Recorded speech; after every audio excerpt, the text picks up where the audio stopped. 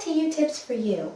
Today I want to talk to you about some diet tips, some ideas that I have for you that I live by that I think will help you reduce your calorie intake, which is probably the best idea when it comes to having a healthy eating lifestyle and looking fit and feeling fit because you've reduced your weight. Okay, so tip number one for you.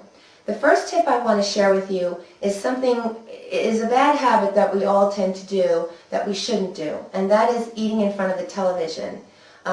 Make that a no-no.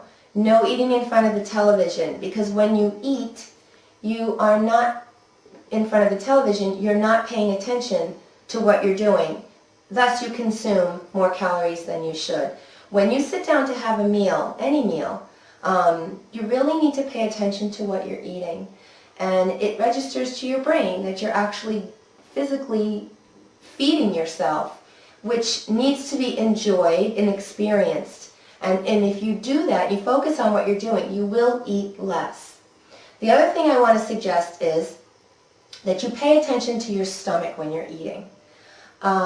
First of all, don't eat unless you're hungry. And I mean hungry. Don't eat because you're bored, or your favorite show is on, or you're happy about something, or you're sad about something. I mean, there's a whole slew of emotional reasons. We've all heard this before, but it really is true.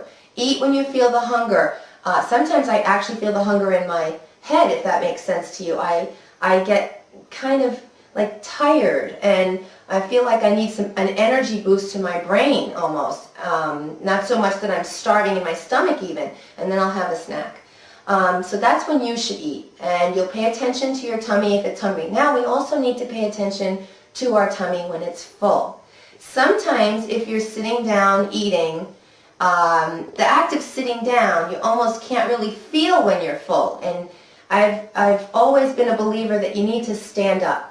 So if you're sitting, especially if you're at a long meal, maybe it's a holiday, you're out to dinner with someone and there's a lot of talking and you're eating and you get distracted, that's a good time to put it to test. And you'll stand up, you'll say, oh, and when you stand up, if you feel full and your tummy feels tight, that's it. You've overeaten. When you get up from a normal meal, you don't want that feeling. You want to feel like you've eaten something, but that not you're overextended and distended and your stomach feels tight.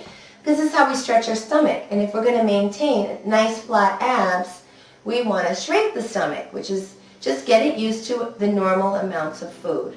Okay? Now the other thing I want to suggest is that you reduce the size of your plate. Okay, this is a normal dinner size plate. It's a 10-inch plate. This is what most people use when they go to eat. This is what I use. A smaller plate. It's an 8-inch plate. And when I fill my plate, I fill this plate. Because I know right off the bat, I'm getting less food. I feel like I'm eating a lot because my plate is full, but I've filled a smaller plate. And if you do this consistently, throughout your meals, over time, you're going to reduce your calorie intake without really depriving yourself. Again, look at them together. Look at the difference if you were to fill up each of these plates.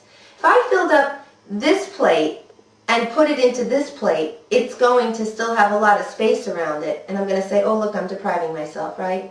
So we don't use this plate. We use the smaller plate. And that's a great tip. That's something you can do. Keep it standard. You'll always do that for yourself.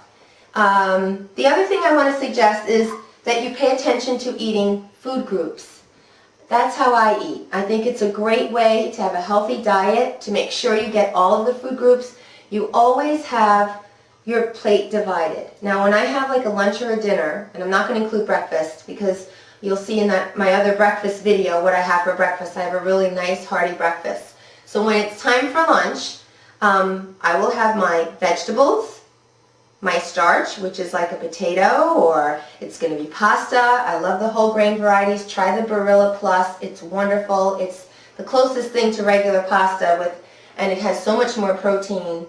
It's much better for you. So I will have the vegetable, I'll have the starch, let's call it, okay, and the protein. And I'll do that in every meal. So I'll have like a chicken cutlet, something that I'll consider a protein, or maybe it's beans, or it's meat or fish. That's going to be my protein. Then I'm going to always have my vegetable, whether it's a green one or a yellow one or an orange one. Now if you're having a sandwich, obviously that's a great meal too. You can have a sandwich and you can put all those things in your sandwich.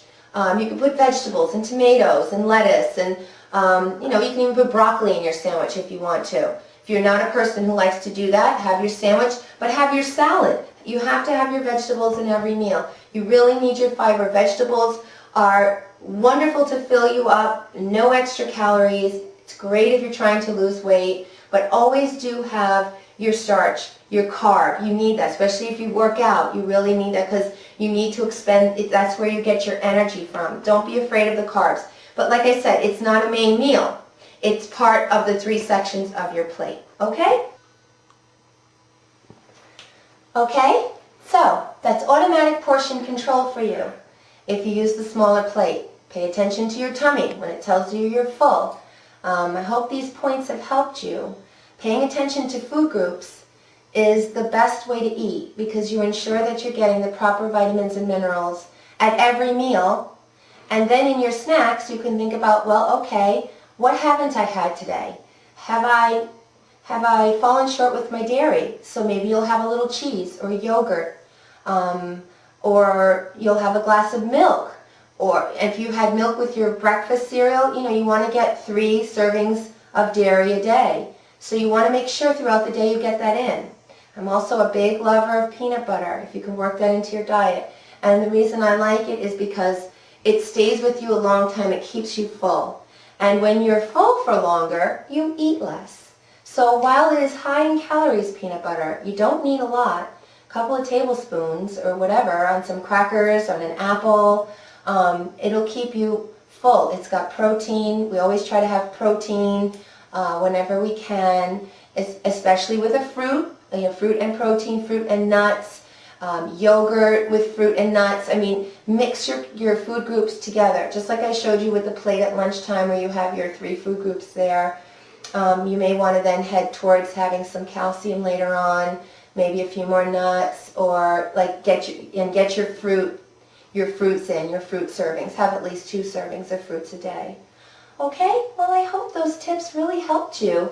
Like I said, I live by them, and I don't really worry so much about ever dieting. I just control what I eat, I try to eat healthy, and I pay attention to the food groups, making sure I've had each of the food groups every day. Alrighty? Thank you. Thanks for tuning in. And I love your comments, and please don't forget to subscribe. I have lots more to come about diets and exercise. Okay, thank you. Bye now.